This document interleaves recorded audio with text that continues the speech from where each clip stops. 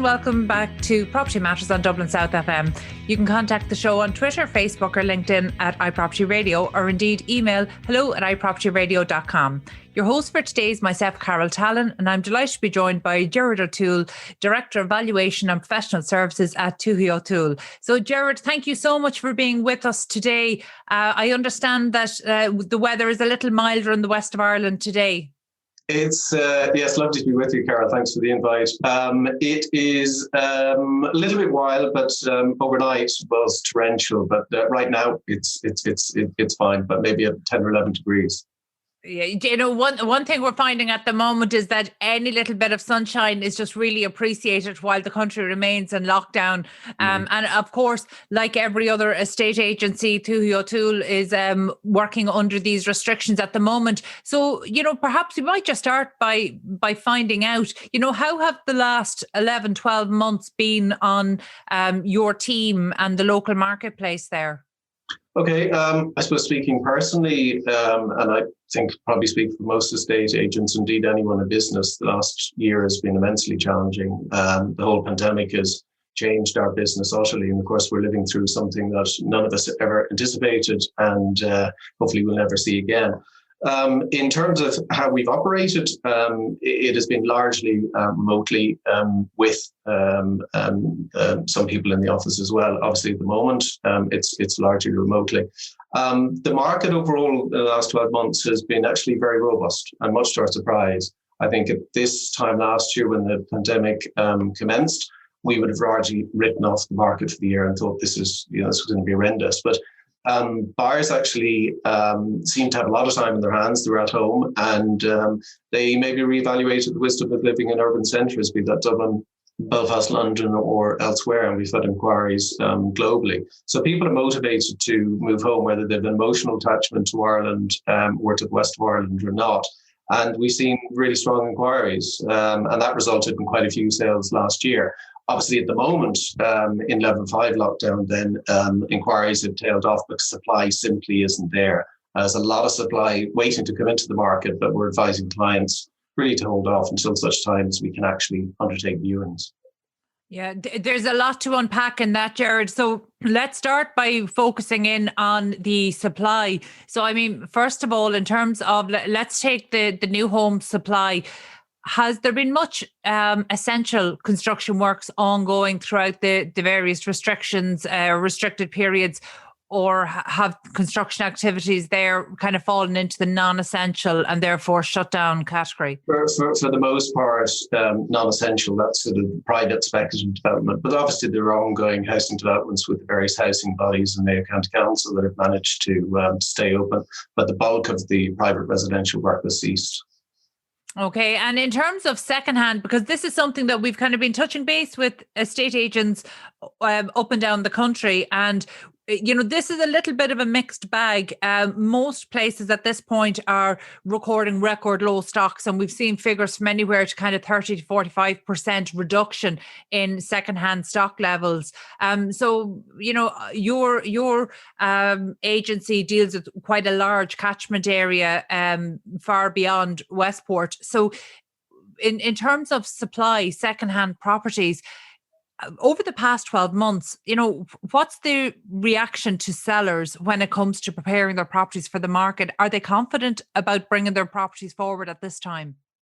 At this time, the last couple of months, we've advised clients really since the end of Q4. In fact, probably a little bit sooner in terms of selling property, because obviously there's a huge seasonality to it. So we haven't seen new stock come onto the market until probably since the autumn selling season, because you're in that gradual slowdown coming into Christmas. We've seen over the course of the last 2 months, clients, many of them motivated to sell and keen to sell. I think they recognise that there's plenty of demand. Indeed, I would say there's pent-up demand, and prices held firm. Indeed, I would say in some of the locations, the better properties actually went up in value last year. So I think vendors that are motivated to sell recognise there's a market there, but they're listening to advice and not putting their properties on the market, because you're just not going to get that momentum. You're going to place it on the market, plenty of inquiries, but unfortunately we can't do viewings. And only for the most motivated buyers And I did have one actually last week sold to somebody from New Zealand who's not seen the house and is willing to sign a contract. But the vast majority of people, without seeing it, they're not going to buy. So there's a degree of inactivity and I guess on our part, frustration. Yeah, no, absolutely. And I mean, we spoke to IPAV chief Pat David earlier this season about these restrictions, and they really seem to shut the market down without actually calling it a shutdown. But it is interesting to see the infrequent transactions that are going through. So, for example, you mentioned there that you had a buyer in New Zealand. So was that somebody who would have been familiar with the area, if not the actual property? Precisely. Yeah, precisely. But at the same time, are making a decision, a big financial commitment to the house that they have not seen and they've not had anybody look at. They're familiar with the location. They would have big sort of emotional attachment to it and may well have had somebody sort of view it from the outside. But the other side of the world and a different time zone, and they're willing and able to commit to a purchase. So, but that's a one-off. This is this is not a frequent occurrence.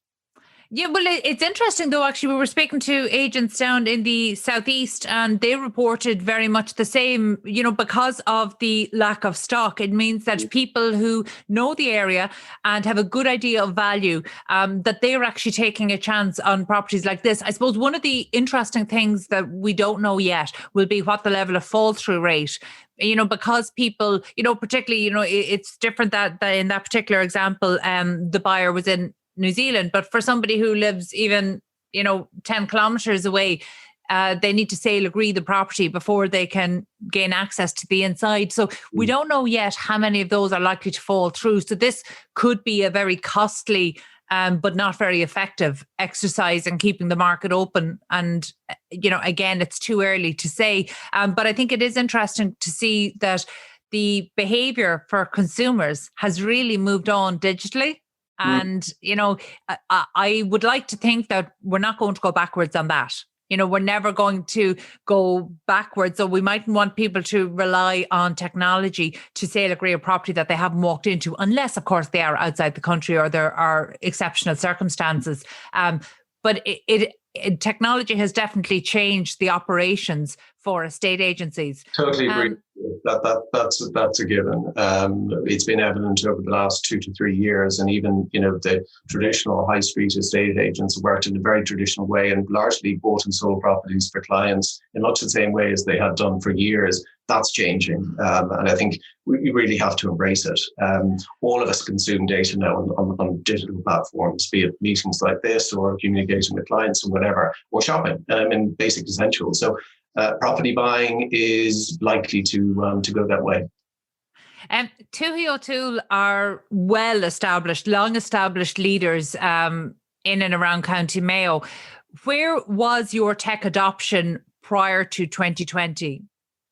Well, I had never done a Zoom call. I'd never done a Teams call. And I said, like everybody else, it was thrust upon us. We've had a digital platform in having a website, and that is essentially our shop window to the low. We're actually rebuilding that because I'm conscious, having built it about initially 10 years ago and then revised it 5 years later. It's not that tech friendly, i.e. the vast majority of people consuming data on a mobile phone, and it's not compatible with that. So we're working through that, and then on the back of that, implementing a big social media platform. So listen, this is all something that we're struggling with and grappling with and getting used to. But as I said to my colleagues last week, it's something we have to embrace. The technology is changing. It's the market is moving so quickly. You really have to embrace it and get on with it. Yeah, no, look, you're absolutely right. And in that respect, we're not going to go backwards in terms of technology. So we'll only be building on the momentum that's been gained over this time.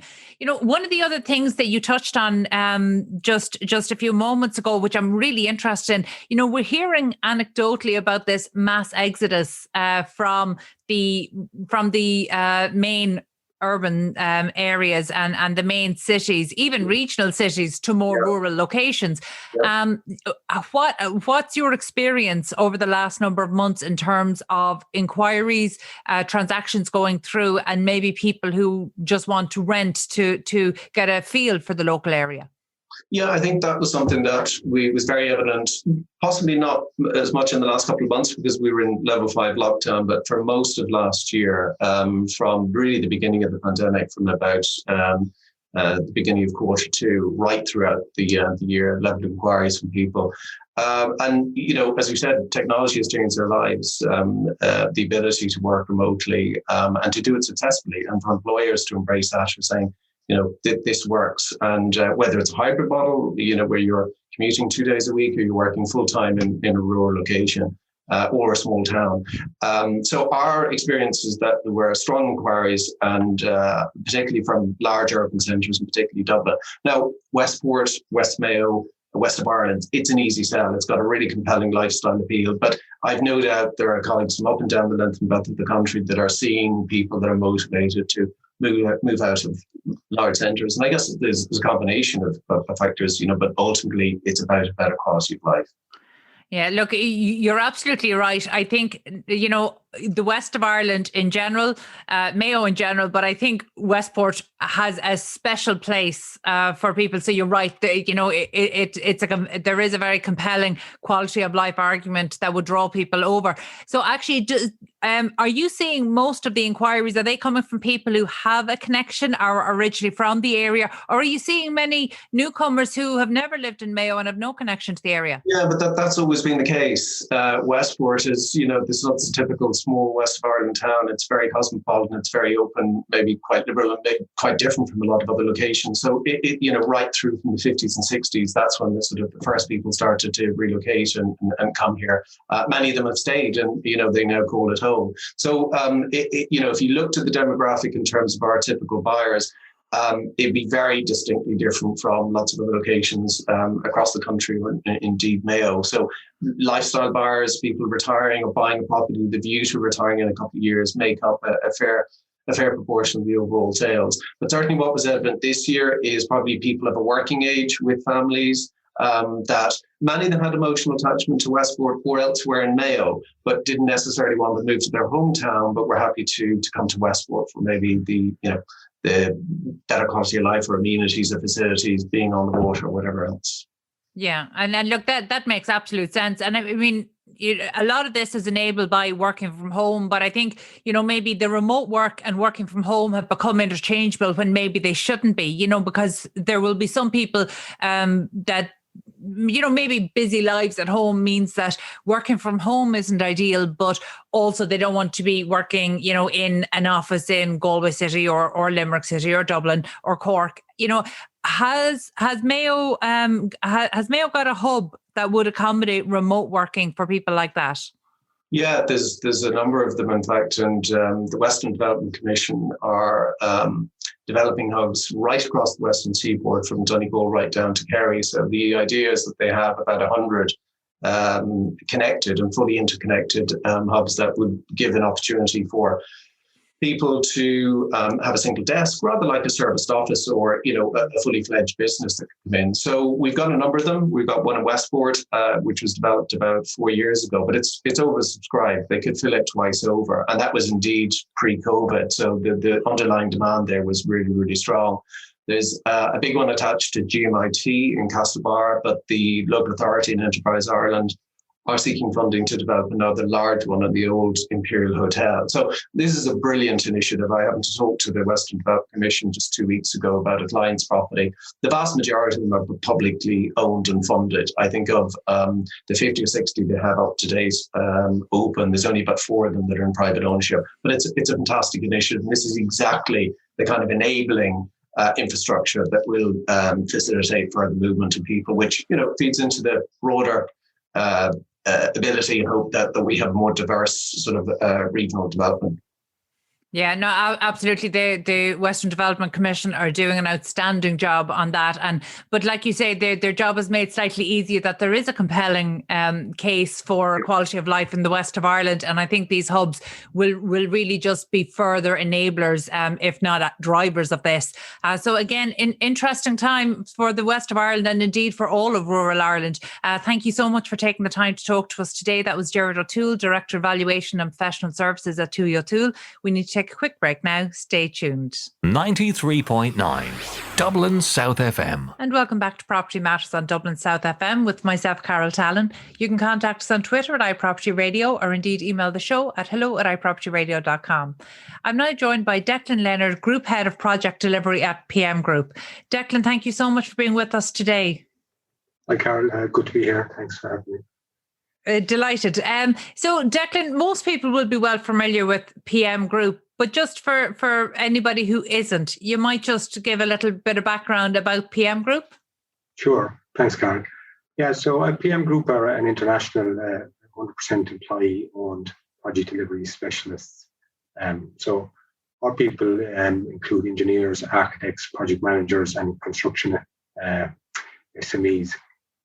So we've probably been in business, I think we're coming up in 48 years this year, and we've over 3,000 people across our organisation. That's across Europe, Asia, and the USA. People will probably be familiar with us. We primarily work on large-scale, complex projects. So what you might see in life sciences, including what's called vaccine facilities and hyperscale data centres, and so on. Our role has evolved over the years, really from being designers and constructors to now one of where digital project integration is becoming a key service we're providing. Very good. Actually, you might just explain that digital service integration. Yeah.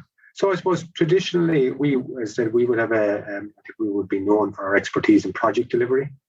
And I suppose in more recent years, what we've been looking to do is bring that traditional project delivery experience and I suppose maybe layer that with technology. So using the best available technology, then layer that on top of our sort of traditional expertise to provide a much more integrated, data-driven approach to project delivery. And I suppose we try and bring that to bear with all of our partners, our trade partners, the supply chain. So trying to integrate those people into the project in an organised, controlled fashion. And that's a sort of a data-centric delivery. Okay, that sounds like quite an unusual approach. A change from the traditional approach taken. So you're bringing in layers of a supply chain that maybe previously wouldn't have been engaged at this stage at traditional construction. So where is the expertise for this coming in? So I suppose the expertise has been there traditionally in how we work and how we deliver projects. But I think the opportunity is now with us because of the abundant availability of technology and the affordability of that. We are able to provide a more automated sort of a digital integration than maybe would have been possible in the past. So there would have been a lot more manual inputs in terms of integrating supplier information and communicating with suppliers and trade partners, where that opportunity now to digitize and automate a lot of that and provide sort of, we call it, the relevant information in real time to everybody in the project so they can make more informed decisions to help improve quality and speed and so on. Very good. There's a chicken and egg approach to some of this, when you're dealing with sophisticated clients in terms of quite complex projects. Do they tend to be driving this in terms of client demands, or is it a case that your firm are pushing this? I think there's a combination. It's a combination of both push and pull, Carol. I would say our clients are certainly the value for this. Maybe for the PM clients is certainly around speed and quality. And I suppose speed. When if you take the life science, our clients talk about speed to patient. So that's about getting medicines to the market to patients as quickly as possible. And so how we deliver that, I suppose they leave some of that expertise to us. And I suppose we're pushing forward the proposal that by using better integration, better technology, we can deliver faster and the quality will be better. So they're more focused, I would say, on the outcomes maybe than exactly how we organize to deliver. Yeah, it's an interesting approach. And given the last 12 months have been so chaotic and uncertain in terms of the industry, however, I can see in terms of some of your projects, what proportion of your projects would have been considered essential and have had works continuing over the past 11 and 12 months? Yeah, so I'm not exactly sure the exact percentage, but I would say we'd be certainly in the significant proportion, if not well into the 90s, of the PM projects kept progressing. So as I said, the majority of our two top sectors would be life sciences and mission critical facilities, both of which were deemed essential services. So work continued on all of those projects and sites during the level 5 lockdown, and even design will continue as normal because we've been lucky enough to be able to work remotely, and that does work really efficiently and effectively. Very good. In Ireland at the moment, what kind of projects are you involved in that are essential, that are still actually ongoing? So you may be familiar with, there's a project that's just about going to start up. So we've been working on it probably for the last 2 years. It's an MSD project, a biotech facility out in Swords there in County Dublin. So that's a large-scale biologics project where they make a drug substance, and that project is in startup mode now. We're doing another project for the same client in Carlow, and it's a vaccine facility. That project is ongoing, and we're just in commissioning maybe for another biotechnology facility with Johnson & Johnson in Cork. So they're large scale, a few $100 million capital type projects. And then on a lot of those life sciences sites and some of the data center sites, there's ongoing smaller remedial refurbishment type projects. Okay. So what level of? Oh, sorry. Go ahead. So I suppose we have seen our headcount in Ireland grow since last March. So we've been continuously recruiting to try and support our clients in delivering their projects. So it's been quite a positive 12 months for the PM group. That's great to hear. But in terms of disruption of your normal workflows, given that there was such a digital approach taken, was there a high level of disruption having to transition to adjust to the new safety protocols? There certainly was. It was obviously certainly a different environment, and construction took on a different look than it would have heretofore. So, but again, I think because we're working quite in regulated, organized environments, and technology is the technology that's used in the manufacturing process for those clients and is quite high. They're quite expert in technology themselves. So the adoption of technology and digital systems to help improve that ways of working and improve the separation distances and identifying the number of people that could be in certain area at a certain time. I suppose that was relatively easily understood by our clients in those sectors. And so I think while there was this huge amount of planning and organization, I think the acceptance of how technology could quickly support that was there already. Yeah, very good. And actually, that was one of our primary reasons for wanting to talk to you this week as well, because obviously PM Group were making headlines, not just in Ireland, but across Europe for introducing augmented reality, AR, onto your building sites. So you might just talk to us a little bit about that. I mean, I'm interested in the technology side of it, something that we've spoken about a number of times on the show over the last number of years. But it's good to get some insights and practice. But what I'm really interested in is what solution or what problem were you trying to solve on sites that led you down the direction of immersive technologies? Okay, Karen. So I suppose it won't be any surprise to anybody that the construction industry has maybe been slow to adopt technologies and move in terms of efficiency over the years. And there would be it's probably readily acknowledged that there's a reasonable amount of waste in the construction process.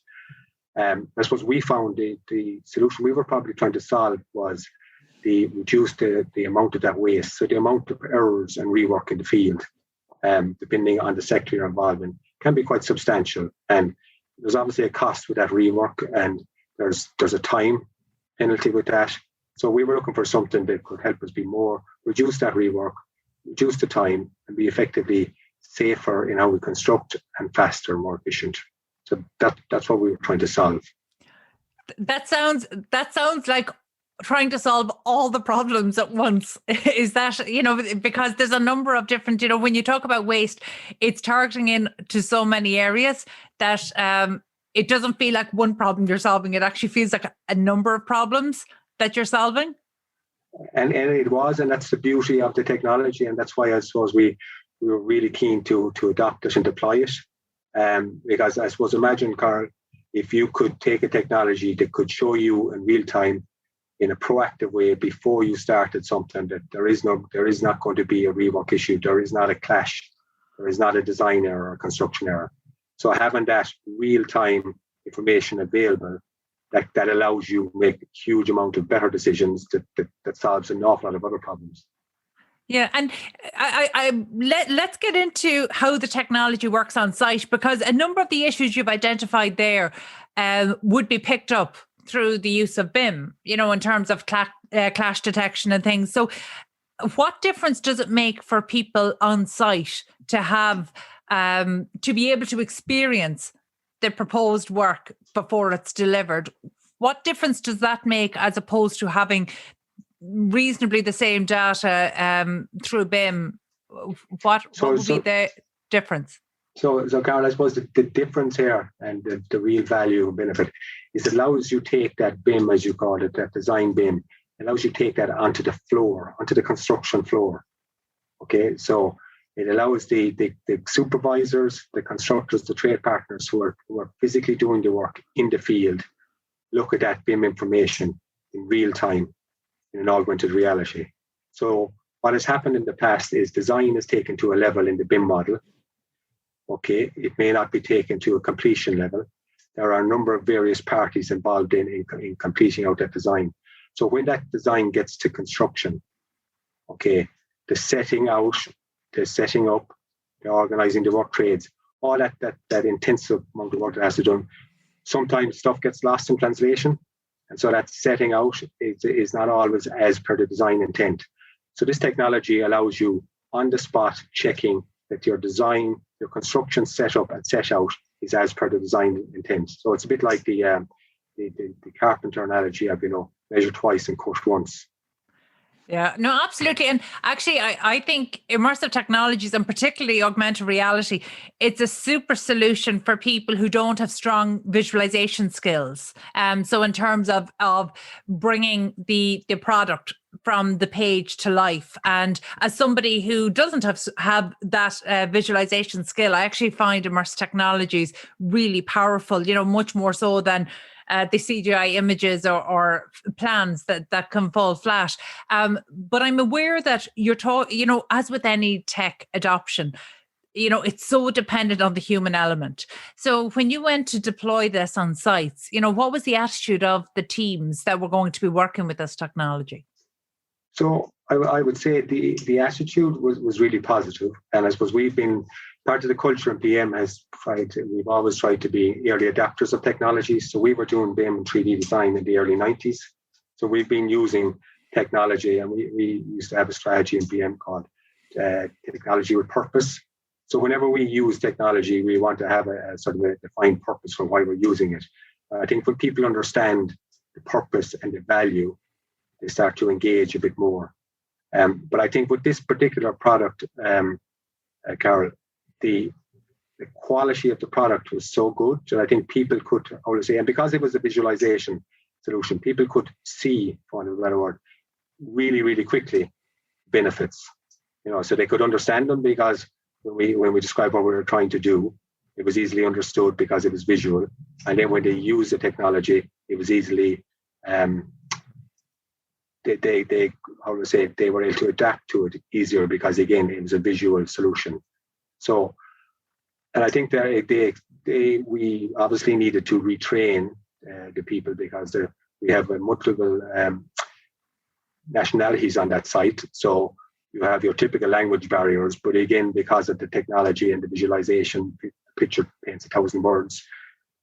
This was a technology that you didn't have to, you didn't have to have perfect English for to train the rest of the guys on site. And I suppose we were really supported by XYZ, who were the product builders here, in terms of training and the utilization of that on site as well. Yeah, and the training is a really key one, but that's an interesting one about actually, I hadn't considered that if you were employing other types of technologies, that there may be even an element of a language barrier on sites. And of course, that's a great point. One of the really interesting things when a company trials technology, you hope the benefits are going to be as you expect they're going to be, but there are also some unintended consequences, and they can be both positive and negative. So in terms of you deploying this solution on site, have there been any unintended consequences? I'd say, Carol, it's early stages at the moment in terms of its deployment. And I would say the initial feedback from both our client, our guys on site using the technology, and the partnership with XYZ, it's all really positive. So I would say, I don't think there's certainly been no negative unintended consequences. And I would suggest that maybe some of the positive ones, they're just starting to come to life. So the use of the technology, we have prescribed a number of use cases in terms of using the technology to check clashes, to check setting out. But there are a lot more use cases evolving now, because as people are getting comfortable with it, they're thinking of what we need to do in the next phase of construction or the next phase of commissioning. So there's a bit of, I would say, a herd mentality now about going, this technology can do lots more. So I think maybe we didn't expect it to be people to be so enthusiastic and to be maybe challenging other opportunities in the future. So I think that's a very positive unintended consequence, maybe. Declan, that's a really interesting one, because you're absolutely right. As people become more familiar with the technology, people who are already very familiar with how to do their job on site, then they see other use cases for it. So that will be a really interesting one. We might check in with you in another few months to see how that's going. I think it's really helpful for traditional construction firms who might be listening into this to hear about that, because in some cases we hear that people are concerned that maybe the team will be resistant to using technology. So it's really good to hear about actually the teams, once they're fully trained, become very enthusiastic about technology to the point where they're looking at further cases as well. So that's another interesting one. So hopefully we'll be able to check in with you in a few months and see how that's going, and see if any potential alternative use cases have come up on site, because again, that would be something that could be shared with interest across the sector. And I'm sure the augmented reality developers here would be interested in that. Sure, Caroline. Yeah, no, that's great. Thank you so much for joining us today. That was Declan Leonard, Group Head of Project Delivery at PM Group. We'll be back after a quick break. 93.9 Dublin South FM. And welcome back to Property Matters on Dublin South FM with myself, Carol Tallon. You can contact us on Twitter at iPropertyRadio, or indeed email the show at hello@iPropertyRadio.com. I'm now joined by John Tuohy, Director at Transact.ie, and Gavin Fitzgerald, Senior Associate Solicitor at Leman Real Estate. So John and Gavin, you're both very welcome. John, as Director and Founder at Transact.ie, talk to us about what Transact.ie is and what it does. Yeah, so Transact is basically an online platform where all the stakeholders involved in property, being them buyers, sellers, developers, estate agents, solicitors, where they can all see a transaction go right through from the very start all the way through to the finish of it. We also include things like digital documents, digital signatories, which have obviously really boomed in the last 12 months or so. So the demand for entirely digital conveyancing and banking process has really increased in the last 12 months or so. And I suppose the adoption across the stakeholders has really increased as well in the last 12 months or so.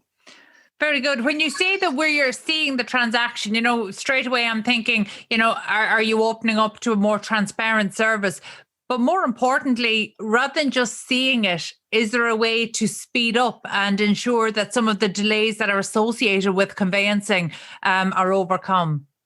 Yeah, I suppose the key thing that we've got, as well as a system, is we've really got a huge network of solicitors and estate agents who are behind this. So we've spent the last couple of years building up a network of about 400 solicitors right across the country in almost every county in the country. And what we're able to do right at the beginning of this is we'll prepare all of the legal documents up front. But I suppose the key difference from the old world is they're all put up online immediately. So everything is uploaded up online. And once the purchaser and a purchaser's solicitor come in, all the documents are automatically available online. I think that's the big change that you get from today, where you have to wait for sales advice notices to go out. You have to wait for the post to go out. You have to wait for documents to be posted backwards and forwards between solicitors. And we know this is the point really where the consumer really gets irritated, right? Because documents are moving via posts, they're ringing an estate agent, they're ringing a solicitor, and nobody can tell effectively where the ball is. And this really drives the frustration right across the board in the process. And so with our system, the key message and feedback that we've got about the benefits is the speed is obviously a huge one if you can take out about half the speed, but the transparency element really, really comes through very, very strongly from the stakeholders. Knowing where they are, being able to see when a contract was uploaded, when a contract was signed, when a question was answered, that's a huge benefit to all stakeholders right across the board. They really, really want to get the transparency element to know where they are in a transaction. John, that's all hugely important, because we know that conveyancing really does get blamed for a lot of the delays, particularly as other sectors of the transaction, the purchase and sales transaction has started to adopt different forms of technology. But where does this concept come from? Were you involved in conveyancing previously, or were you just somebody frustrated by the process? I was the disgruntled customer. I myself had tried to buy property, and I was actually living and working abroad at the time, and I couldn't believe it, where they were saying you have to come back and sign this, or you have to post us that. And at one point, I think somebody tried to get me to fax something, and you just couldn't believe it, that this was actually how it was done. I think that was 2016 at that stage. And even without a technology background, I thought there must be a better way of doing this. There has to be. And I suppose that's when I began the process of really exploring what are the blockers, or what is the real legal situation behind this. And that's kind of where I came across a couple of law firms like Gavin's. And what I found is there's actually a high demand within the legal profession to digitize this process. There is a high demand within the legal profession to speed it up, to give transparency, to go paperless. All of those things are there within the legal profession. Certainly what I found is that there is only a small minority of solicitors who actually don't want to change, who don't want to go digital, and the vast majority do. And that's really where, we came across Leman, and we began working with Gavin and the team there. And really, we've seen from working with them how it can be done, right? I think that kind of kickstarted the process as to how you can go digital, how solicitors can improve this process if we're all working on the one platform and I suppose working towards one goal. Yeah, it makes absolute sense. And Gavin, solicitors certainly don't have a reputation for being very quick to embrace technology. And in some cases, I know myself from previous experience that that's quite unfair. Having worked across the project that introduced one of the first fixed price conveyancing services back, I would say almost 20 years ago. And the only way that could be done was through the use of technology. So I think that despite maybe some of the tech laggards who are maybe giving your industry a bit of a bad reputation in this, there have been some really positive initiatives coming through from the legal side. Can you talk to us about your experience dealing with Transact? I'd love to. And firstly, Carol, thanks a million for having John and I on. You're very kind for having us. And we won't forget your involvement all those years ago, Carol, in pushing through e-conveyancing and digitising the conveyancing. I'm sorry on behalf of our profession that it has taken this long. But yeah, no, absolutely. I suppose that John touched on it there, but there was a natural alliance between John and Leman in terms of he was already leading the space in terms of second-hand homes, already having, as he said, 400 solicitors signed up to it. And Leman being the first paperless law firm, I guess, and also the first firm to have its own technology department, really made the stars align for John and I to log heads. And I suppose the biggest thing that I've seen, Carol, in terms of helping John along the process of bringing Transact, particularly to the new home space, and just want to be clear on that it really, we find the new home space lends itself mostly to the efficiency of the process, and we can touch on that later. But two of the biggest things that we've seen with John and to feed into the process, I suppose, number one was the incorporation of digital signatures. So that was a space that we were already quite big on. I suppose I do have to give a shout out to my own wife who works for DocuSign, so I have to declare that conflict of interest up front. But we always were big believers in digital signing. Even as recently as 3 weeks ago, Carol, a client of mine, it was a commercial transaction, but we completed the transaction. The deal was done, the contract was agreed, it just had to be signed. But our clients were in Italy and France. And, in some ways, I'm very jealous of that document because it had a far better travel life than I have over the last year. But it took 2 weeks. We know that feeling. Yeah. But it took 2 weeks for the contract to actually be signed and returned, which is madness. And John touched on that. So we have incorporated digital signatures into the contract signing stage, which alone has shaved weeks or certainly days off the process. And then also, and John will touch on this later as well, in terms of the digital title aspect, Carol. And that's where the new homes really lends itself to, let's say 100 homes. The title typically is all the underlying title of house 1 and house 100 is almost identical, save for the number on the door. So it lends itself to an efficient process, which we've now incorporated into Transact and really sped up the process that way. Yeah, I think on the new homes, that makes absolute sense. But say in terms of, because I am aware that a lot of these delays happen with older properties and secondhand properties. So one of the things we've seen through the Law Society is that over the past 2 years, there has been a concerted effort to try organise the transaction a little bit better. So making sure that vendors are prepared, because again, solicitors get the brunt of this. But in some cases, you have vendors who don't even request their title deeds be taken up from the bank until they're ready to be preparing contracts. So again, bringing unnecessary delays into the mix. So over the past 2 years, I know the Law Society was quite progressive in having these documents prepared, ensuring that these documents are prepared prior to a property going on the market, which is a positive thing. But does that, taking that as a jumping off point, does that then lead into a more efficient transaction? Does that kind of make it easier for more traditional law firms to embrace technology? Yeah, I think as Gavin mentioned, where we've really seen the huge benefit of this is, I suppose, the process where that happens naturally is the new homes. So the last couple of months, we've really seen a lot of developers get on board with this on the new home side of things. And why it works so well on the new homes in particular is because at the beginning of a transaction, as you said, Carol, all that stuff is prepared up front already. And you don't have the problems in terms of getting title documents from banks, getting title documents rebuilt, getting title documents found again. All that stuff is effectively done right at the beginning, and it's a very clean start to the process. So as a person trying to sell new build properties, that all of your legals and all of your documents are there. Even before you put it onto the market, you've got all of your documents on our system. If I can just maybe talk about one of the developments in particular that we've done through various stages of lockdown and how it's worked is right at the beginning, we can upload all of the documentation. And as Gavin said, where it really lends itself to is if you've got 150 units, there's actually only one title document really to that. And you're adding up additional documents on top of that. Another element we've really introduced, which has really sped it up, is after, let's say, the first 5 or 10 transactions are done, the reality is virtually all of the inquiries and the questions that the solicitors are asking have already been answered.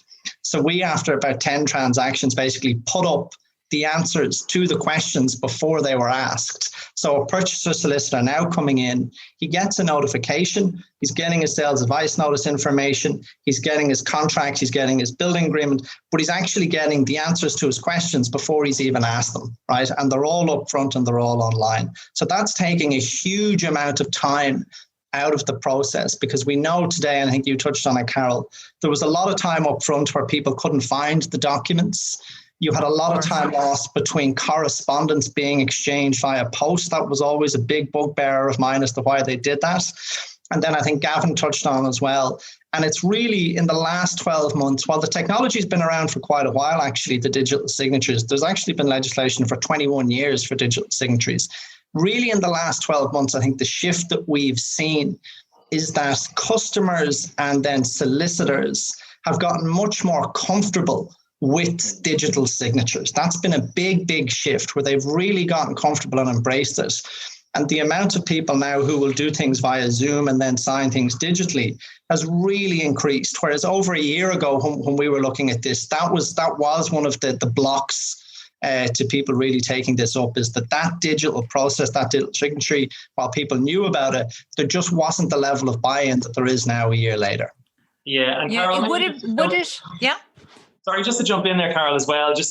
I'm conscious that obviously this is a property podcast. You're going to have listeners from all walks of life, and also purchasers, solicitors, obviously tuning into this. And I think what's really important to just flag at the outset, and this is why John and I have worked so closely from the outset, and having a legal advisor like myself in the background, I feel has probably helped John a little bit, and other competition out there hasn't had that input, is that like if you can use a smartphone, and I think we're all very used to using a smartphone at this stage now, you can use Transact. It's really, really simple to use. I want to get that across as well. And that is why Transact already have 400 solicitors signed up. The local authorities, in-house lawyers, and that'll tell you enough, Carol, about how easy it is to use, have also signed up to it.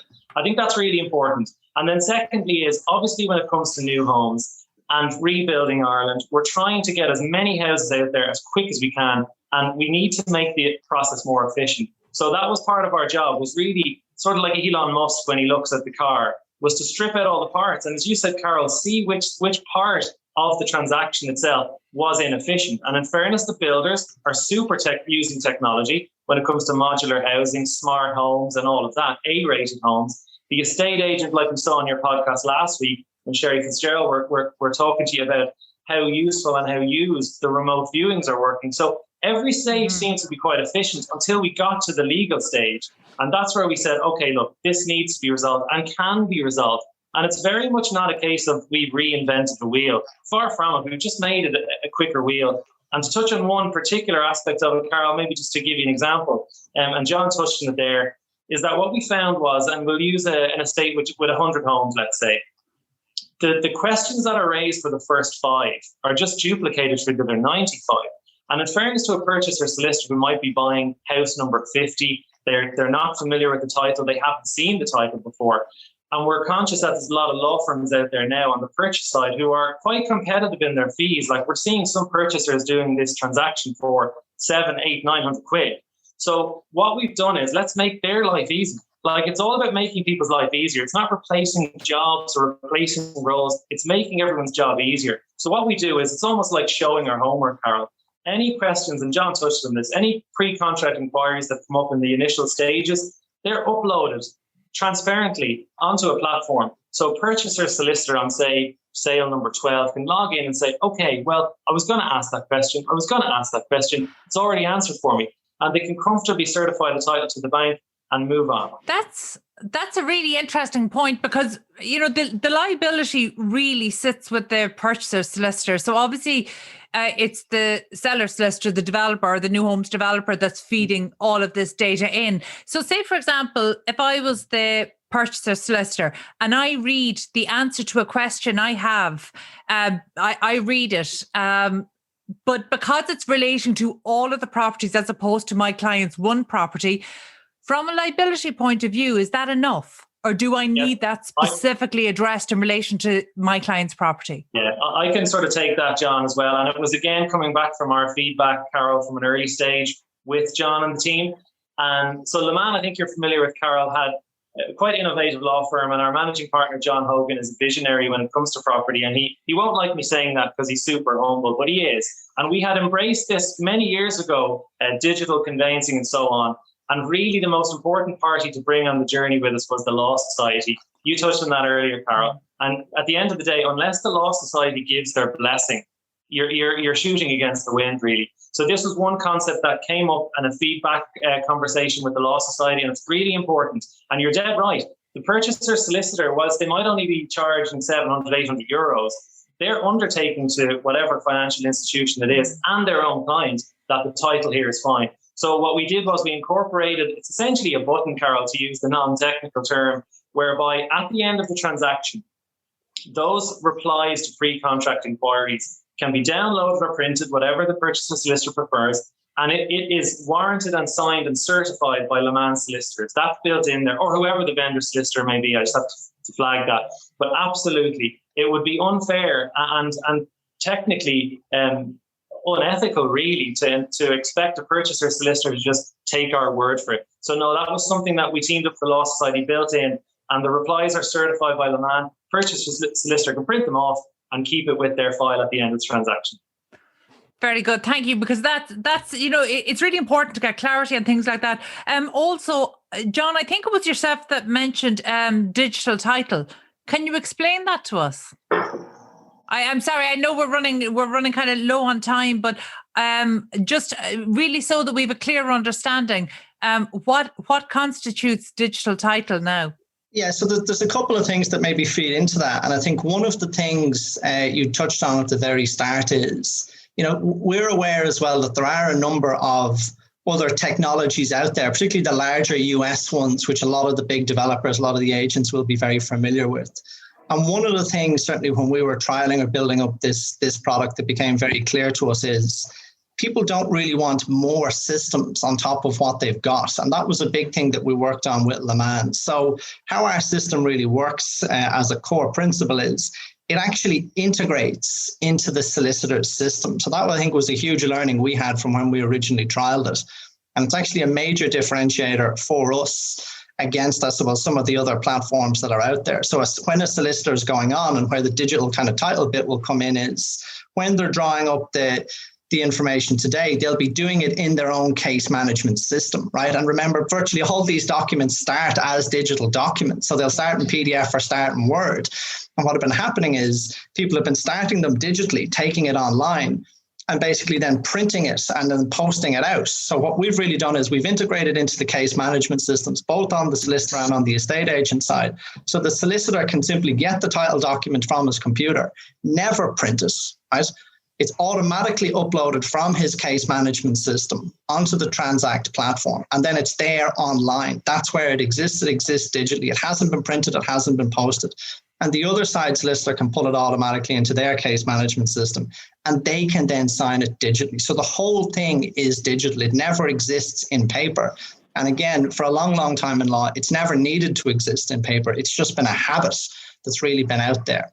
And Carol, I'm very conscious of the timing, so I don't want to bore you with any of the legals, of course, but just to touch on that for any purchaser solicitors who are listening to this, obviously the last and final document being the deed of transfer, actually transferring that portion of land into the purchaser themselves, that still needs to be signed under wet ink. We're not just there yet when it comes to the Law Society, and if they're listening, and I hope they are, and I know they're working actively getting there. The UK have already provided that, but 99% of the transactions, say for that last step, is all done digitally. And you'd be amazed. And when I talk to people about this who are not in the property industry, they think, Jesus, Gavin, that seems really simple. And it is. It's just taken quite a while to get us here.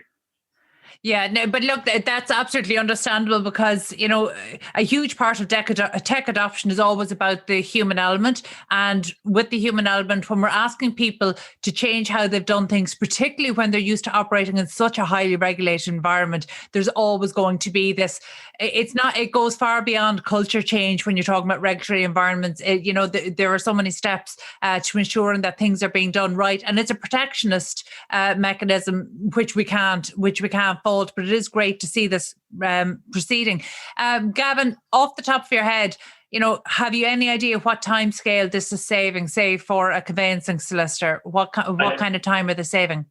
Yeah, we do. We actually have live details as it's going, and we're improving it each time. So on average, the new home sale between contracts issuing and contracts being signed, as it stands, are between 6 to 8 weeks. Using the Transact portal alone and nothing else, 3 to 4 weeks. So essentially, we're shaving 50% off as it stands, right? But John and I aren't stopping there. We have real goals, and they're not overly ambitious, and they're very realistic, and it will involve just a slight tweak to incorporate some of the financial institutions in, which we're doing. And we believe, Carol, we will have that down to 2 weeks. Contracts issued to signing 2 weeks. And there's genuinely no reason why that can't be achieved. Good. Yeah. John, well done on Transact.ie. So I think it's great. We want to see this progress. Like I said, at the moment, we see a lot of blame being put squarely on conveyancing delays that perhaps aren't always accurate of or fully representative of the situation in a transaction. So it's really important that we keep the transparency and keep the costs down. And in terms of improving the service, improving accuracy, that's what it's all about. That's why we're advocating for technology in this. So thank you both for joining me here today. That was John Fahy, Director of Transact.ie, and Gavin Fitzgerald, Senior Associate Solicitor at Leman Real Estate. That's it from us this week. Thank you for listening into Property Matters here on Dublin South FM. You can get in touch with the show on social media at iProperty Radio, or indeed email hello@iPropertyRadio.com. Also, my thanks to Peter Rice on sound and show producer Katie Tallon of Hear Me Roar Media. We're back at the same time next week. From myself, Carol Tallon, and all the team here, stay safe.